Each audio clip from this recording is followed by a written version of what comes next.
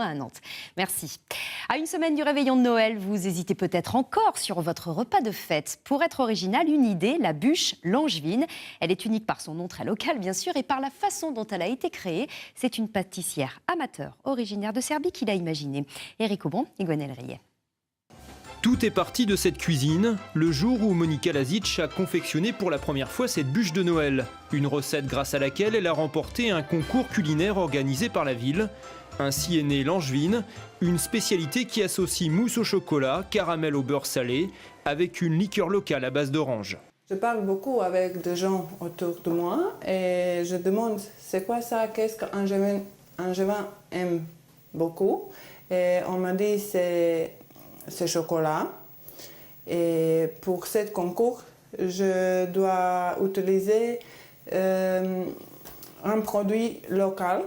Habituellement, cette pâtissière amateur d'origine serbe travaille plutôt la pâte à sucre en confectionnant des gâteaux pour la famille ou des amis.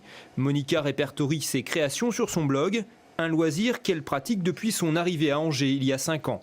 Quand j'arrivais ici en France, dans la pâtisserie, je ne peux pas trouver un gâteau comme ça.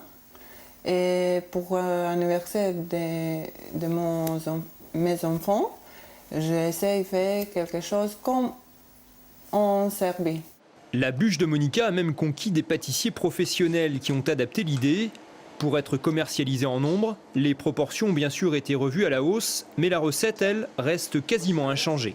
C'est vraiment que le biscuit qu'on a changé, qu'on avait trouvé nous en échange avec d'autres collègues pâtissiers un peu fin, donc on a voulu mettre quelque chose de plus important pour avoir un peu plus de mâche, comme on dit dans la bûche. Il n'y a pas eu de voix discordante pour dire on n'est pas d'accord, ça a été unanime au niveau du jury pour dire la bûche, elle est quasiment gagnée d'avance. Pendant les fêtes de fin d'année, Langevin sera distribuée dans une dizaine de pâtisseries de l'agglomération. Avis aux gourmands.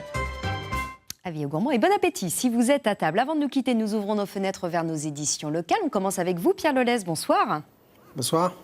Eh bien, nous évoquerons l'extension de